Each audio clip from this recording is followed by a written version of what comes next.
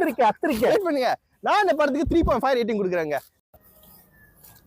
என்ன கல்லோட விளையாடுறன்னு நினைச்சிட்டு இருக்கீங்களா? ஏன்னா நம்ம இன்னைக்கு பேச போற படம் பிரசாத் வர்மா டைரக்ஷன்ல வெளியான அனுமான். இந்த படத்துல வினய், அமிர்தா ஐயர், சமுத்திரகனி, வரலட்சுமி, தெலுங்கு ஹீரோ தேஜா சாஸ்லாம் நடிச்சிருக்காங்க. அடுத்த ஓப்பனிங் சீன்லயே வந்தது ஒரு சின்ன பையன். வழக்கமா எல்லா படத்துலயும் வர மாரி இந்த சின்ன பையனுக்கும் ஆனா நான் சூப்பர் ஹீரோவா தானே ஆவேன்னு ஒரு லட்சியத்தோட வாழ்ந்துட்டு இருக்கான். அதனால ஒரு சூப்பர் ஹீரோக்கு என்னென்ன வேணுமோ எல்லாத்தையும் செய்யறான். கெட்டவங்களோட சண்டை போடுறான், சின்ன பையனை ஹெல்ப் பண்றான். ஆனா அங்கேதான் வச்சிருக்காரு நம்மளோட டைரக்டர் ஒரு ட்விஸ்ட். ஒரு சூப்பர் ஹீரோ ஆகிறதுக்கு என்னென்ன செய்யணுமோ அவளை செய்யலாம். ஆனா இவன் செஞ்ச வேலைக்கு அப்பதான் இவன் சூப்பர் வில்லன் ஆகிறதுக்கு அஸ்தி வரும். என்ன மிஸ்டர் பாக்ஸ் ஆஃபீஸ் மூஞ்சி மாறிட்டு?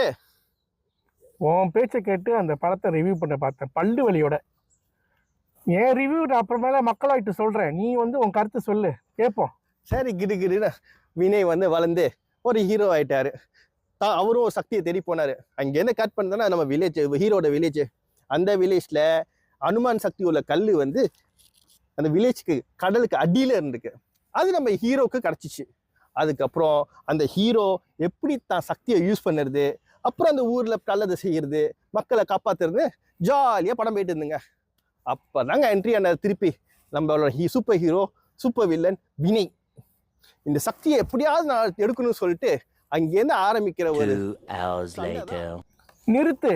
ஏமாச்சா இந்த படம் தமிழ் படமா, ஹிந்தி படமா, தெலுங்கு படமா, கன்னட படமான்னு சொல்லி தொலைய. இந்த படம் ஒரிஜினலா ஒரு தெலுங்கு படம். ஆனா இதை ஹிந்தில, தமிழ்ல, கன்னடத்துல எல்லாத்தையும் டப் பண்ணி எடுத்திருக்காங்க. ஸோ இது ஒரிஜினல் ஒரு தெலுங்கு படம் பாக்ஸ் ஆபீஸ். அத சொல்லு. ஏன்னா படத்தை பார்த்த போது எனக்கு தெரிஞ்சுட்டு அவங்க பாகுபலி ஸ்டைல்ல எடுக்க பார்த்துருக்காங்கன்னு. ஆனா கொஞ்சம் எனக்கு அது சரிப்பட்டு வரல. பாகுபலி படத்துல என்னத்தை எடுத்தாங்க, அதுக்கு என்ன சம்பந்தம்? அங்கேயும் கள்ள தூக்குறானுங்கடா, அங்கேயும் கள்ள தூக்குறானுங்க, இங்கேயும் கள்ள தூக்குறானுங்க. அங்க பாகுபலி ஒரு டெமிகாட் தானே, அவரும் ஒரு கடவுள் சாய்ந்த ஒரு கேரக்டர் தானே. கல்ல தூக்குறது பெரிய பிரச்சனை இல்லையே. இங்க அனுமார் சக்தியோட கல்ல தூக்குறாரு. அனுமார் என்ன பலசாலி இல்லைன்னு சொல்றியா? சரி, அப்புறம் வரலட்சுமி எதுக்கு வந்தாரு இந்த படத்துல? வரலட்சுமி ஒரு அக்கா தம்பி சென்டிமெண்ட் இருக்கணும்னு இந்த டைரக்டர் ஆசைப்பட்டு இருக்காரு. மேபி அவருக்கு ஒரு அக்கா இருந்து அந்த அக்கா அவரை நல்லா பாத்துக்கிட்டாரோ யாருக்கு தெரியும். அப்பதான் கிளைமேக்ஸ் நம்ம டைரக்டர் புதுசா ஒரு ட்விஸ்ட் கொண்டு படத்தை டக்கரா முடிச்சாரு சார். அதனால என்னோட இது என்னன்னா, முதல்ல அந்த படத்தை ஒரு குறைஞ்சபட்சத்துல செஞ்சு பெரிய ஃபிலிம் ஆக்குனதுக்கு டைரக்டருக்கு வாழ்த்து. இது ஃபேமிலி என்டர்டெயினரோட, சில்ட்ரனோட போய் பார்க்கலாம். Before I give you my review, office boy பார்த்தோன்னு சும்மா அதிருதுல. இந்த படம் 2 மெயின் கேரக்டர்ஸ். ஒன்று சயின்டிஃபிக்கா சூப்பர் ஹீரோவா பார்க்குறாரு. இன்னொருத்தர் நேச்சுரலா ஹனுமான் ஒரு சக்தி அவருக்குள்ளே அந்த பவர் இருக்கு.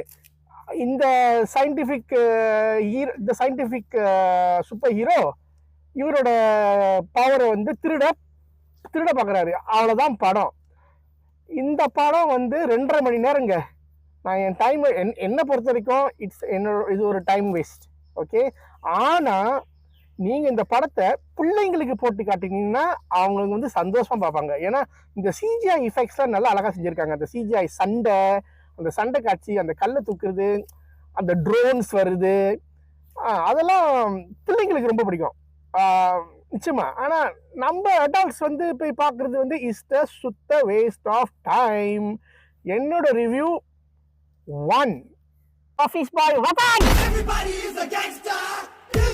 வெயிட் பண்ணு. எதுக்கு இப்ப வெப்பன்லாம் எடுக்கிற? 1 ஸ்டார் கொடுக்குற அளவுக்கு என்னது படம் பார்த்த நீ? டேய், அந்த படத்துல ஒரு மங்கி இருந்துச்சு. அந்த மங்கியோட ரோல் என்னடா? அந்த மங்கியை பத்தி நீ ஏன் கவலைப்படுற? அந்த மங்கியே கவலைப்படல.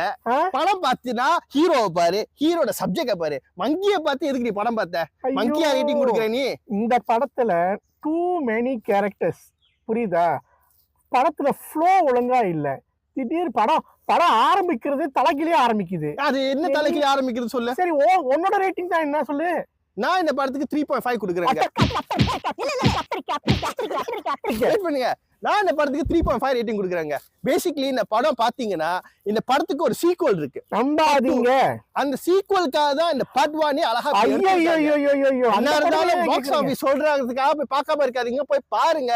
நானும் சொல்றேன் போய் பாருங்க. அதுக்கப்புறம் ஒரு கொள்ளு எனக்கு தாங்க. ஓகே, இந்த பாக்ஸ் ஆபீஸ் சொல்ற பேசுறா நம்பாதீங்க. ரிவ்யூ பிடிச்சிருந்தா லைக் ஷேர் பண்ணுங்க, பிடிக்கலன்னா கமெண்ட் செக்ஷன்ல ஓட்டுங்க.